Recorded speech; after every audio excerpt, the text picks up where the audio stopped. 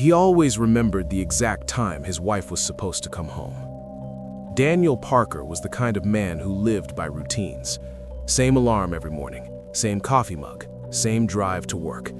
And every weekday, his wife Emily finished her shift at the hospital at 7:30 p.m. She'd text him when she clocked out, complain about sore feet, and ask if he'd started dinner yet. That night was no different. At least, it wasn't supposed to be. At 6:12 p.m., Daniel was in the living room, half watching the news while folding laundry. The house was quiet, except for the hum of the refrigerator and the ticking wall clock. Emily had left that morning in her blue scrubs, hair still damp from the shower, kissing him quickly before rushing out the door. Then he heard the front door unlock. Daniel looked up, confused. The sound was unmistakable. Keys, lock turning, the soft creak of the door opening. Emily stepped inside. She looked tired, more tired than usual. Her hair was still tied back, her scrubs wrinkled, her face pale under the yellow hallway light. "You're home early," Daniel said, standing up. She gave him a small smile that didn't quite reach her eyes. "Yeah, slow night. I didn't feel well." Daniel frowned. Emily never left early, not once in the 7 years he'd known her. "You okay?" he asked. "I'm fine," she said quickly. "I just need to lie down." She walked past him without another word, heading straight for the bedroom. Daniel stood there for a moment, uneasy but not alarmed. Everyone has off days, he told himself. Still, something about her tone felt flat, like she was reciting lines she'd already practiced. He followed her down the hallway. Emily was already under the covers, turned away from him. "Do you want soup? Or I can make tea?" "No," she said. "Just let me sleep." Her voice sounded muffled, like she was speaking through fabric. Daniel hesitated, then turned off the light and closed the door. At 6:47 p.m., his phone buzzed. Emily's name lit up the screen. "Just clocked out. Heading home now. Traffic's bad." Daniel stared at the message. His first thought was that it was a joke, some kind of typo. Maybe she'd scheduled the text earlier and it's sent late. He typed back, "You're already home. You came back early, remember?" 3 dots appeared almost instantly. "What?" Daniel's stomach tightened. "I'm still at the hospital, Daniel. I haven't left yet."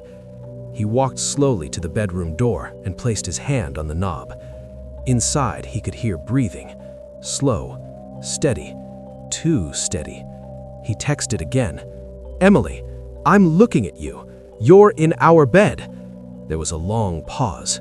Then his phone rang. Emily was crying. "Daniel, I swear to God, I'm still at work. I'm in the break room. You can hear the monitors." In the background, faint beeping confirmed it. Daniel's mouth went dry. "Then who's in our house?" he whispered.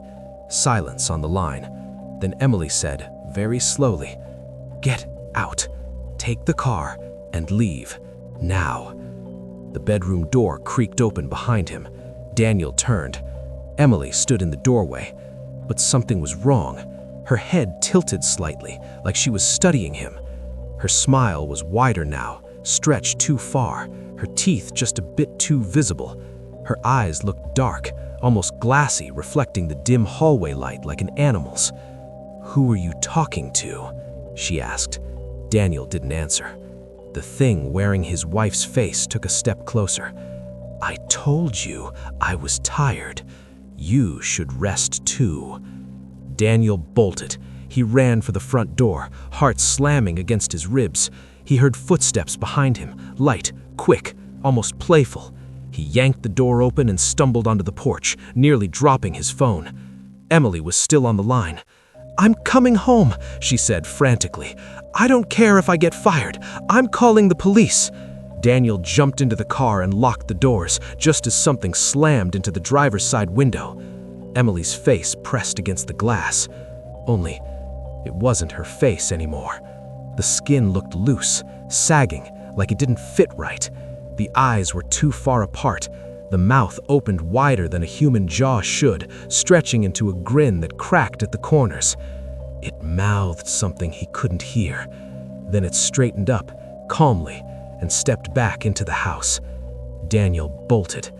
He didn't stop until he reached the nearest police station. By the time officers arrived at the house with him, the place was empty. No signs of forced entry, no fingerprints that didn't belong to Daniel or Emily, no evidence of anyone else ever being there. Emily arrived shortly after, still in her scrubs, shaking so badly Daniel had to hold her upright. They told the police everything. The officers exchanged looks, wrote notes, and eventually told them it was probably a stress-induced hallucination. Daniel hadn't slept well lately. Emily worked long hours. The mind can do strange things. They spent that night in a hotel. Emily never went back to work. A week later, Daniel came home from the grocery store to find the front door unlocked. He froze. Emily was supposed to be visiting her sister. "Emily?" he called out. No answer. On the kitchen counter sat his phone. He didn't remember leaving it there. The screen lit up. A single text message. "I came home early," from Emily's number. But when Daniel checked his call log, he saw something that made his blood run cold. According to his phone, Emily had never left work that first night, not once, and the security cameras at the hospital showed her on shift the entire time. Whatever came home early, it wasn't pretending to be Emily.